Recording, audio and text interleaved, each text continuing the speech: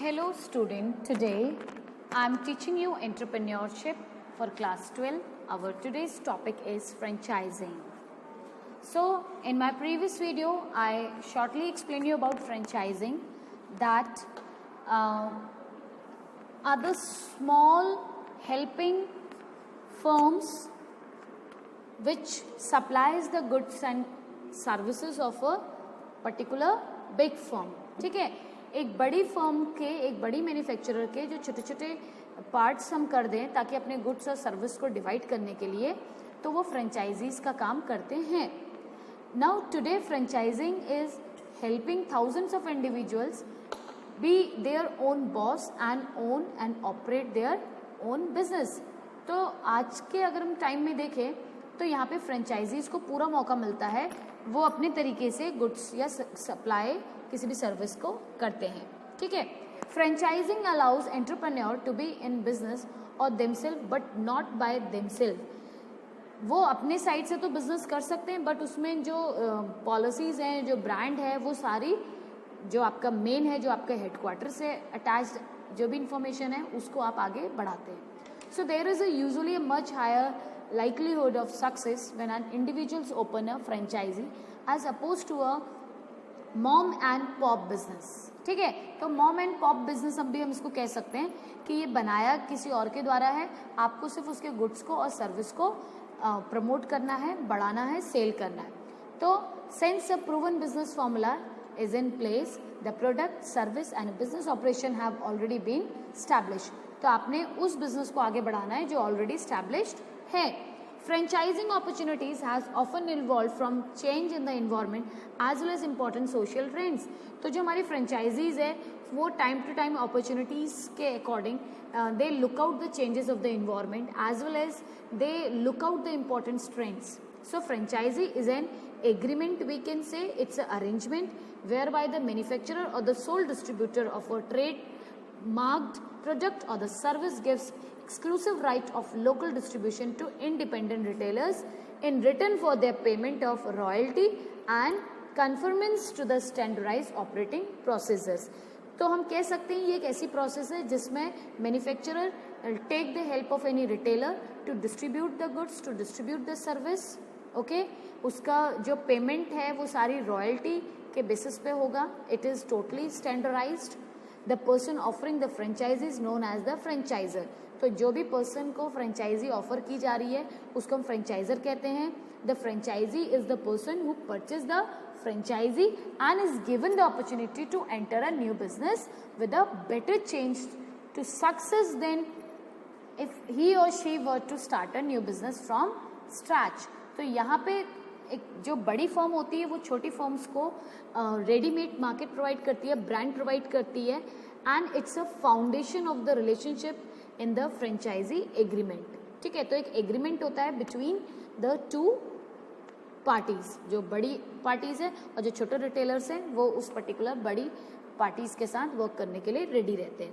A franchisee agreement is the legal document that binds the franchisor and the franchisee together. ठीक है, इसमें दोनों ही एक एग्रीमेंट साइन करते हैं.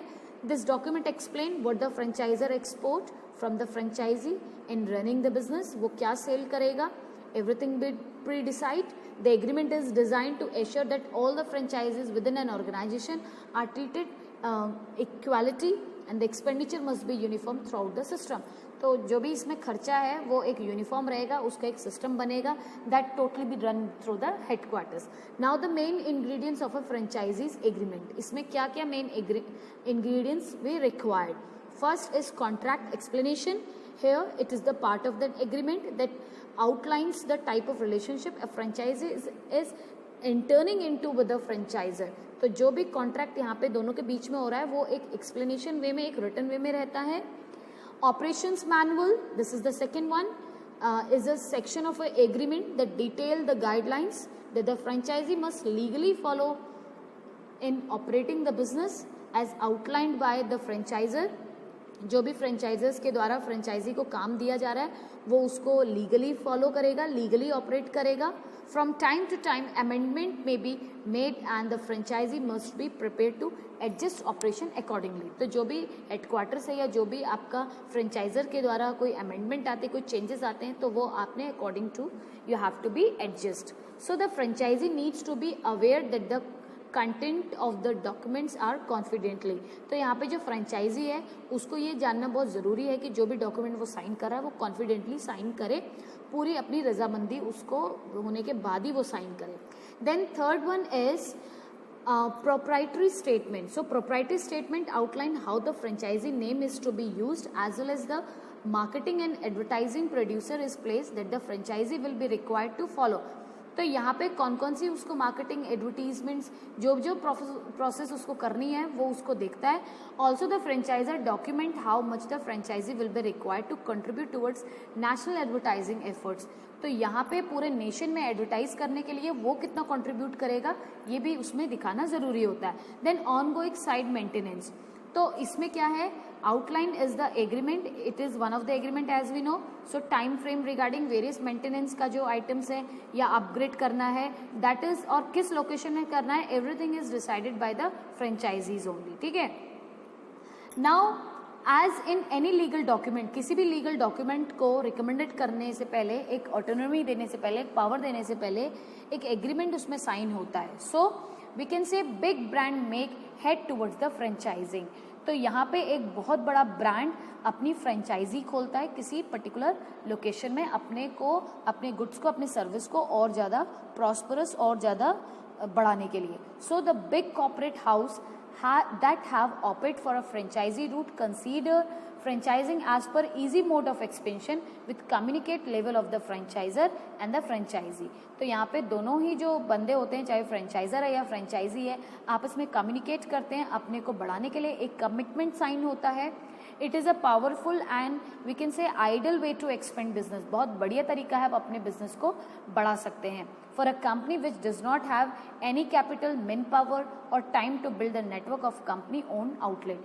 तो ये वो कंपनीज हैं जिनके पास not much capital, you not need to invest capital, क्योंकि जिसको आप फ्रेंचाइजर बना रहे हैं that particular person be totally eligible, that we take the responsibility to promote about the goods and service as franchisor has offered to him.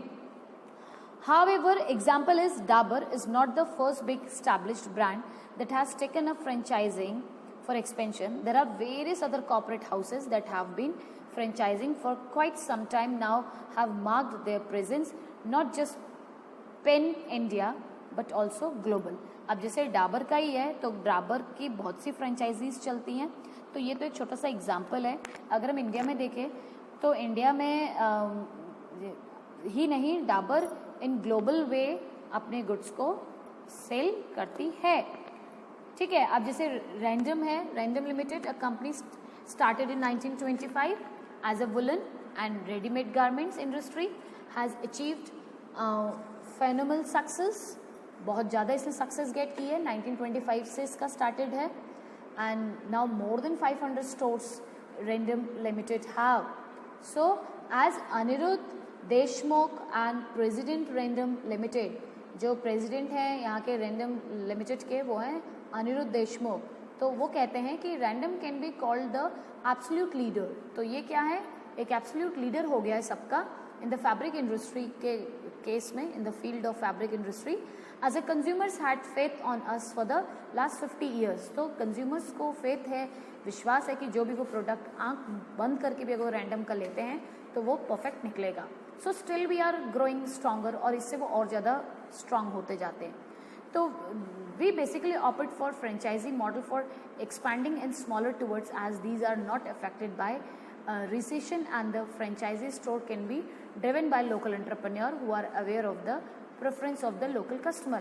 तो यहाँ पे जो कस्टमर्स का जो, अगर हम लोकली अपने कस्टमर्स का प्रेफरेंस को देखते हैं उसके अकॉर्डिंग हम किसी पर्टिकुलर ब्रांड को लेते हैं तो उससे हमें फ़ायदा होता है. ठीक है. उसी तरह महिंद्रा लिमिटेड का भी है. ठीक है. Now types of franchising. So we can say before you divide head first into your franchisee business opportunity search, ये देखा जाता है कि कौन सी लोकेशन सही रहेगी, कहाँ से कौन सा रिटेलर बेस्ट रहेगा ताकि उसको इंट्रोड्यूस किया जाए, बढ़ाया जाए, ठीक है। So product franchisee business opportunity, तो सबसे पहले प्रोडक्ट फ्रेंचाइजी बिजनेस अपॉर्चुनिटी में फ्रेंचाइजिंग को डिवाइड किया जाता है। Here manufacturer use the product franchisee to govern how a retailer distribute their product. यहाँ पे देखा जाता है कि रिटेलर कैसे अपने गुड्स को डिस्ट्रीब्यूट करता है। The manufacturer grants a store owner the authority to distribute goods by the manufacturer and allows the owner to use the name and trademark। यहाँ पे जो मैन्युफैक्चरर के द्वारा जो भी गुड्स को वो बना रहे हैं, यहाँ पे जो स्टोर वाला है, जो स्टोर ओनर है, उसको ब्रांड और ट्रेडमार्क सेम एज इट वो यूज़ कर सकता है जो कि मैन्युफैक्चरर उसको देता है। Own by the manufacturer, so the store owner must pay a fee, सिर्फ वो फी पे करता है। Minimum inventory of a stock in return and there is a right. Some try stores are good examples of types of franchisee. तो कुछ ऐसे stores हैं जो कि बहुत अच्छे एग्जाम्पल्स हैं फ्रेंचाइजीज के। सेकेंड आपका फ्रेंचाइजिंग होती है manufacturing franchisee opportunity.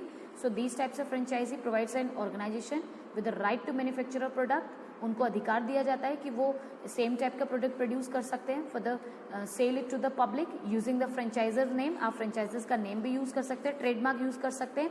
So this type of franchisee is found most often in the food and beverage industry. तो जो बेसिकली जो फूड और बेवरेज इंडस्ट्रीज होती हैं, उन इंडस्ट्रीज को ये छूट होती है कि वो किसी भी मैन्युफैक्चरर के द्वारा उनके ब्रांड और उनके नेम को यूज कर सकते हैं, ठीक है। फिर है बिजनेस फ्रेंचाइजी अपॉर्चुनिटी वेंचर। तो यहाँ पे जो ओनर है वो परचेस करता है, distribute the product for one specific company, किसी पर्टिकुलर कंपनी के सामान को खरीद करके। The company must provide customer